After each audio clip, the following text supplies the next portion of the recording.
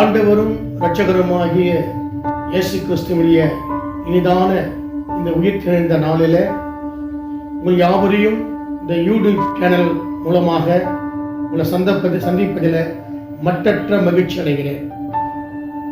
இந்த நாளிலும் கூட இந்த உயிர்த்தெழுந்த நாளிலே சபையாராகிய நாம் யாவரும் உங்களை காண முடியாத நிலைமையிலே நான் மிகவும் என் உள்ளம் மங்களாய்க்கிறதை கர்த்தர் அறிவார்.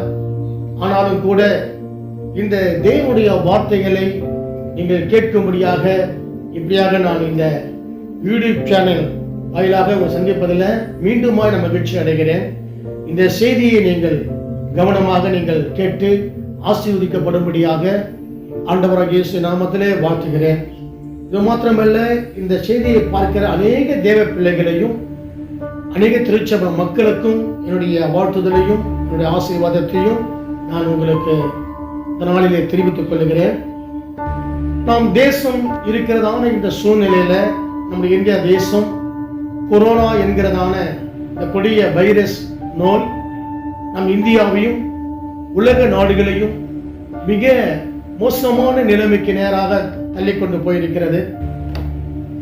உலகம் ஒரு தத்தளிப்பை சந்தித்துக் கொண்டிருக்கிறதான இந்த வேளையில நாம் இதை எப்படி நாம் எதிர்கொள்ள வேண்டும், எப்படி நம் தேவ சமூகத்தில் மன்றாடி ஜெபிக்க வேண்டும் என்பதை குறித்துதான் இந்த நாளில உங்கள் மத்தியில நான்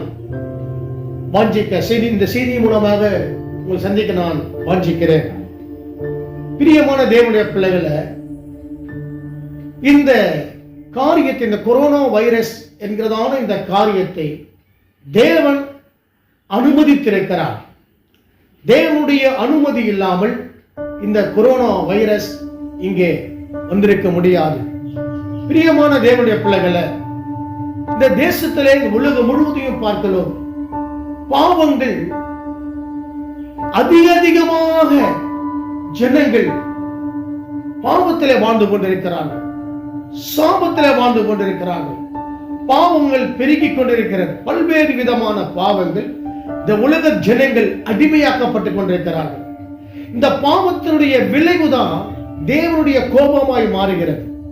என் அன்பான தேவனுடைய பிள்ளைகளை, தேவன் நம்மளை காண்கிற தேவனாய் இருக்கிறார். ஒவ்வொரு நாடுகளிலே வித்தியாசமான பாவங்கள், ஒவ்வொரு நாடுகளிலே கலாச்சார சீரழிவுகள், ஒவ்வொரு நாடுகளிலே வித்தியாசமான சூழ்நிலைகள், தேவனுக்கு விரோதமான பாவங்கள், இப்படி மனுஷனுக்கு விரோதமான பாவங்கள், தேவனுக்கு விரோதமான பாவங்கள், இப்படிப்பட்ட பாவங்கள் தேசத்திலே குடிகொண்டிருக்கின்றன. வேதம் சொல்லுகிறது, இந்த நாளிலே சங்கீதங்களின் புஸ்தகம் 2ஆம் அதிகாரம் 10வது வசனம் 11, 12வது வசனங்களை இந்த வசனத்தின் மூலமா நான் வாசிப்போம். இப்பொழுதும் ராஜாக்களே உணர்வடையுங்கள், பூமியின் நியாயாதிபதிகளே எச்சரிக்கையாயிருங்கள், பயத்துடனே கர்த்தரை சேவியுங்கள், நடுக்கத்துடனே கலிகூறுங்கள். குமாரன் கோபம் கொள்ளாமலும் நீங்கள் வழியிலே அழியாமலும் இருக்கும்படிக்கு அவரை முத்தம் செய்யுங்கள். கொஞ்ச காலத்திலே அவருடைய கோபம் பற்றி எரியும், அவரை அண்டிக் கொள்ளுகிற யாவரும் பாக்கியவான்கள். கொஞ்ச காலத்திலே தேவனுடைய கோபம் பற்றி எரியும், அவரை அண்டிக் கொள்ளுகிறவர்கள் பாக்கியவான்கள். ஆம் பிரியமானவர்களே, இந்த வேதத்தில் வாசிக்கிறோம், ராஜாக்களே உணர்வடையுங்கள், பூமியின் நியாயாதிபதிகளே எச்சரிக்கையாயிருங்கள். ஆண்டவர் நமக்கு அநேக எச்சரிக்கையின் வார்த்தைகளை தேவன் நமக்கு அறிவித்திருக்கிறார். தீர்க்கதரிசிகள் மூலமாக எச்சரித்திருக்கிறார். தேவனுடைய ஊழியக்காரர்கள் மூலமாக தேவனுடைய எச்சரிப்பை அறிவித்திருக்கிறார். இந்த பூமியில கடைசி நாட்களில் நடக்கிற சம்பவங்கள் எல்லாம் ஆண்டவராகிய இயேசு கிறிஸ்து முன்னதாகவே தீர்க்க தரிசனமாக உரைத்திருக்கிறார். கடைசி நாட்களிலே நடக்கிற சம்பவங்கள், கடைசி நாட்களில் நடக்கிற சூழ்நிலைகள், கடைசி நாட்களிலே நிகழப் போகிற ஒவ்வொரு காரியங்களையும் ஆண்டவர் 2000 ஆண்டுகளுக்கு முன்னதாகவே முன்னுரைத்திருக்கிறார். கடைசி நாட்களிலே மனுஷனுக்கு விரோதமாய் ஜனங்கள் எழும்புவார்கள். பூமி பல இடங்களிலே பூமி எதிர்ச்சிகள் உண்டாகும், கொள்ள நோய்கள் உருவாகும், தேசத்திலே பஞ்சங்கள் பெருகும் என்று சொல்லி லூக்கா என்ற சுவிசேஷம் 21ஆம் அதிகாரத்தில் தேவன் முன்னறிவித்திருக்கிறார். இன்னும் மற்ற சுவிசேஷங்களிலும் ஆண்டவர் முன்னறிவித்து அறிவித்திருக்கிறார். பிரியமானவர்களே, இந்த தீர்க்க தரிசன வார்த்தை இந்த உலகத்தில் நடக்கிற சம்பவங்கள் எல்லாம் நாம் அறிந்ததுதான். ஒருவேளை இந்த வேதத்தை அறியாத ஜனங்களுக்கெல்லாம் இந்த சம்பவங்கள் எல்லாம் புதிதாக இருக்கலாம். கடைசி நாட்களின் சம்பவங்கள் எல்லாம் ஒரு புதிதாக இருக்கலாம். ஆனா நமக்கெல்லாம் எல்லாம் நடக்கக்கூடிய சம்பவங்கள் எல்லாம் நாம் வேதத்தின் வாயிலாக முன்னதாகவே அறிந்திருக்கிறோம்.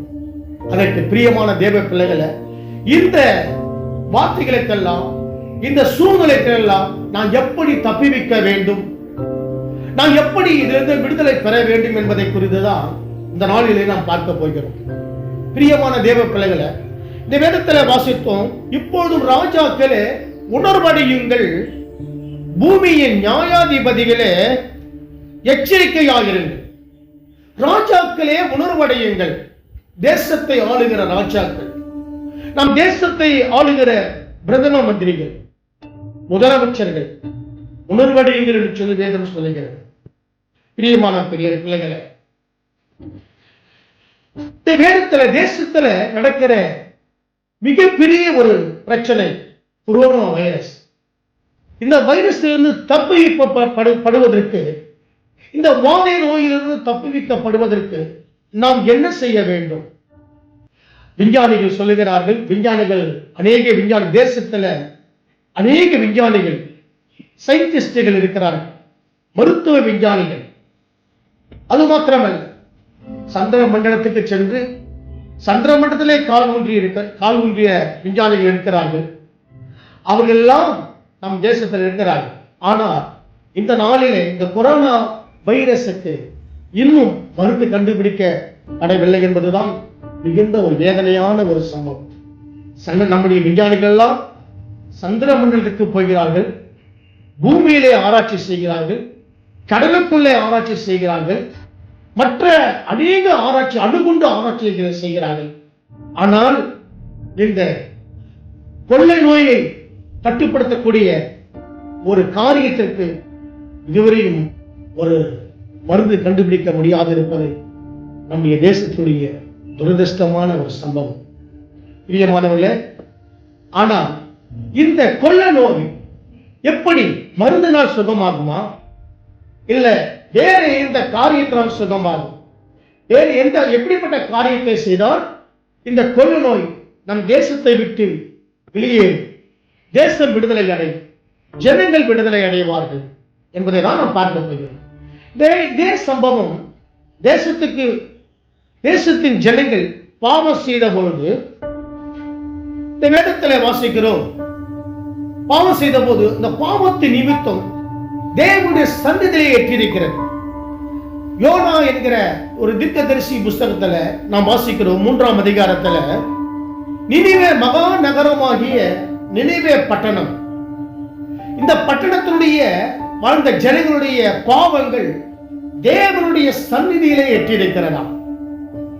தேவனுடைய கோபம் இந்த தேசத்தின் மேல, இந்த நினிவே பட்டணத்தின் மேல இறங்கி இருக்கிறது.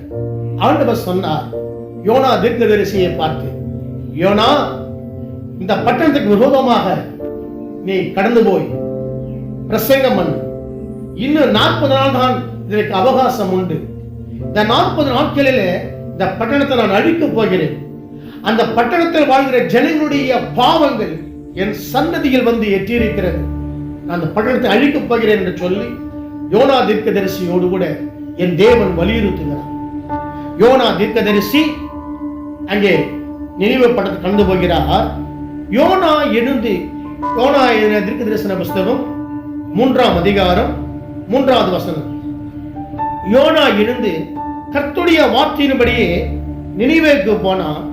நினிவே 3 நாள் பிரயாண விஸ்தாரமாய் மகா பெரிய நகரமாய் இருந்தது.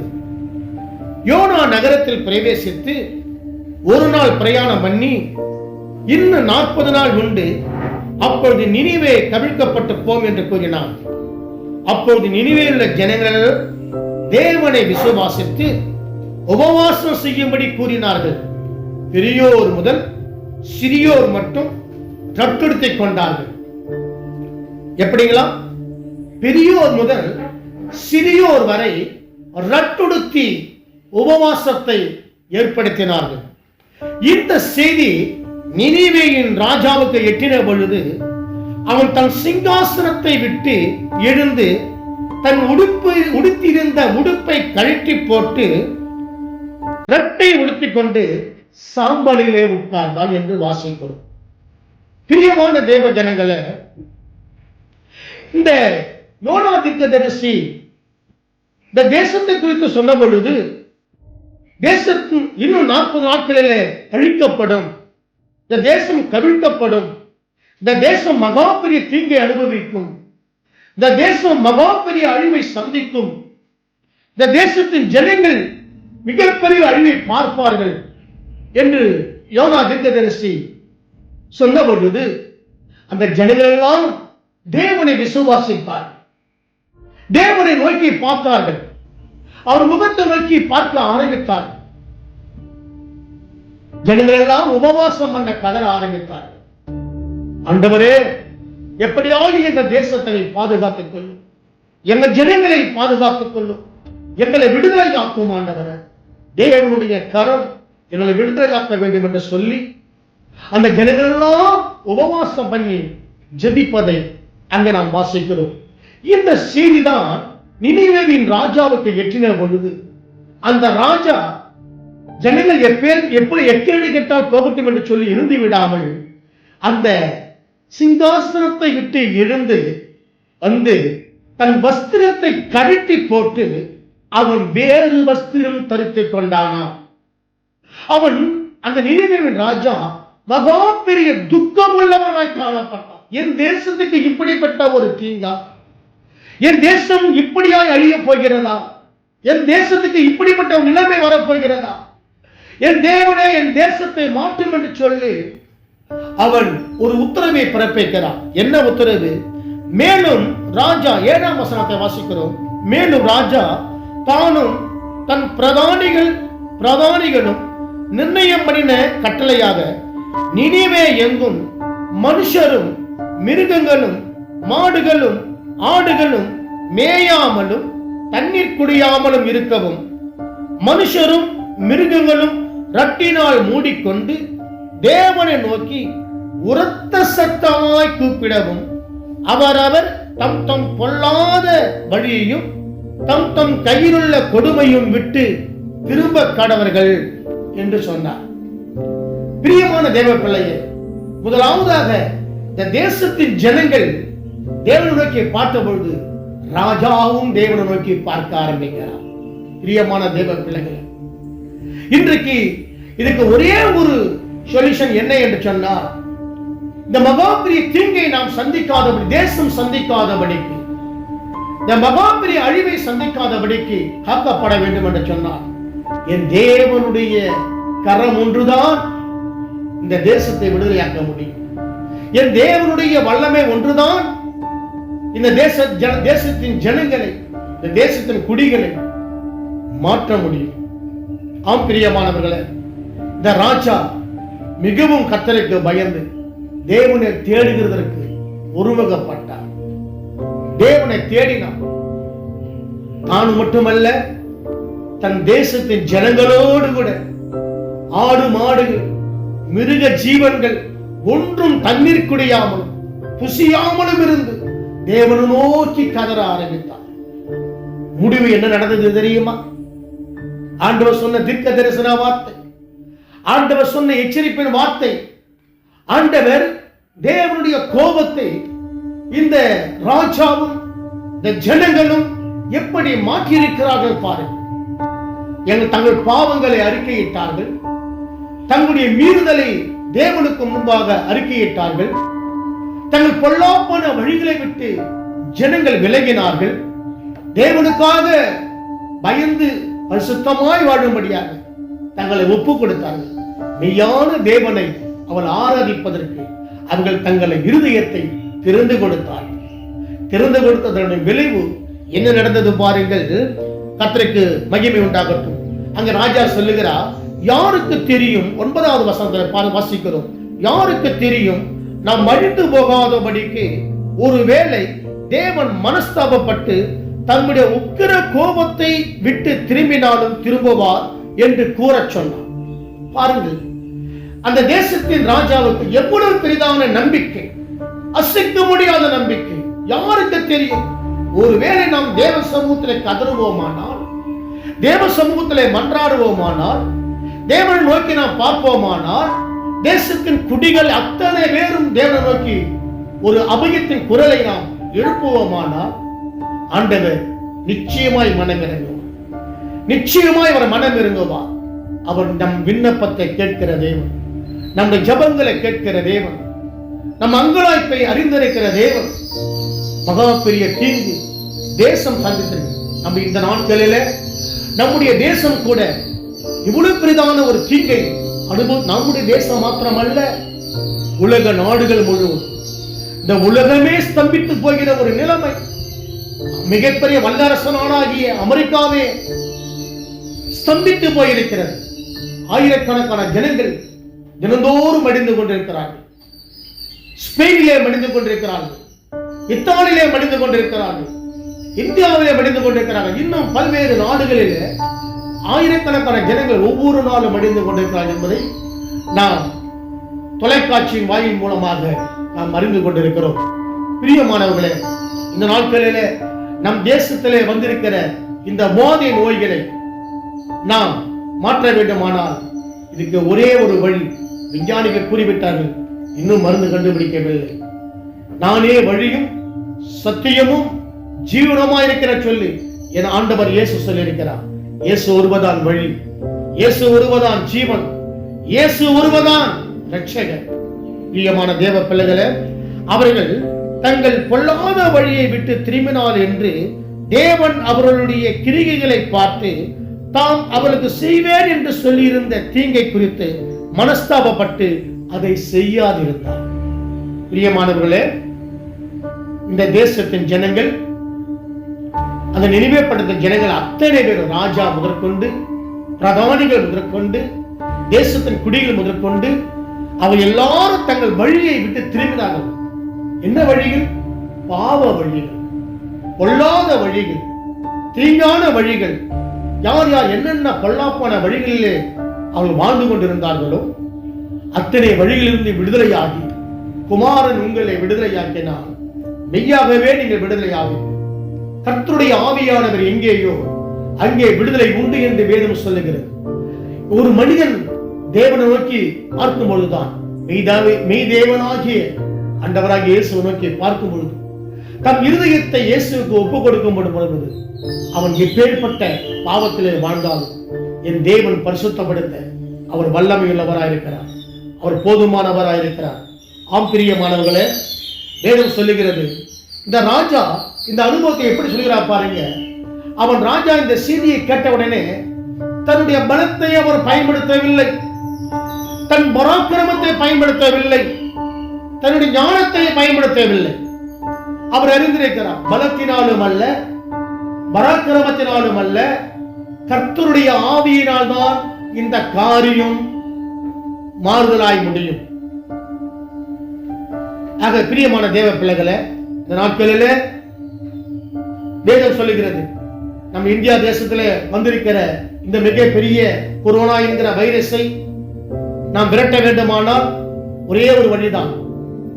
சங்கீத புஸ்தகம் 97 சங்கீதம் 5 வசனம் சொல்லுகிறது, கர்த்தருடைய பிரசன்னத்தினால் பர்வதங்கள் மெழுகு போல உருகும். ஆம் பிரியமான தேவ பிள்ளைகளே, இந்த கர்த்தருடைய பிரசன்னத்தினால் பர்வதம் எதை பார்த்து, கொரோனா என்கிற பர்வதத்தை பார்த்து இன்னைக்கு உலகமே பயந்து கொண்டிருக்கிறது.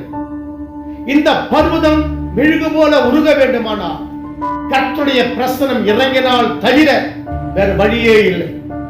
ஆம் பிரியமானவர்களே, நாம் இன்றைக்கு தேசத்தின் ஜனங்கள், தேசத்தின் குடிகள் அத்தனை பேரும் தேவனை நோக்கி பார்ப்போம். தேவ பிரசன்னம் நம்ம இந்தியா தேசத்தின் மேல் இறங்கட்டும். தேவ பிரசன்னம் இந்தியா ஜனங்கள் மேல இறங்கட்டும். தேவனாகிய கர்த்தர் இந்த கொரோனா என்கிற இந்த வைரஸ் கிருமிகளை தேவன் நிர்மூலமாக்கி போடுவார், நிச்சயமா நிர்மூலமாக்கி போடுவார். கர்த்தருடைய பிரசன்னத்தினால், தேவ பிரசன்னம், ஜனங்கள் தேவ நோக்கி கூப்பிடும் பொழுது தேவ பிரசன்னம் இறங்கும் பொழுது இந்த பிரசன்னத்தினால இந்த கொரோனா என்கிற பர்வதமாகிய இந்த காரியங்கள் நிர்மூலமாகும். ஆமென். ஆக பிரியமான தேவ பிள்ளைகளே, இந்த நாட்களிலே நீங்கள் இருக்கிற இடத்துல தேவனுக்கு ஒப்புக் கொடுங்கள். உங்கள் வாழ்க்கையை தேவனுக்கு முன்பாக ஒருவேளை செம்மையற்று இருக்குமானால் உங்களை செம்மைப்படுத்த முடியாது. என் நாமம் தரிக்கப்பட்ட என் ஜனங்கள் தங்களை தாழ்த்தி ஜெபம் பண்ணி என் முகத்தை தேடி தங்கள் பொல்லாத வழிகளை விட்டு மனம் திரும்பினால் அப்பொழுது பரலோகத்தில் இருக்கிற நான் உங்கள் ஜெபங்களை கேட்டு உங்கள் பாவங்களை மன்னித்து உங்கள் தேசத்துக்கு சேமத்தை கொடுப்பேன் என்று சொன்னாரே. அப்படிப்பட்ட அந்த வாக்கின் பிரகாரமாக நாட்களில் நாம் தேவ சமூகத்தில் வாழ்வோம், ஜெபம் பண்ணுவோம், கொடுப்போம்.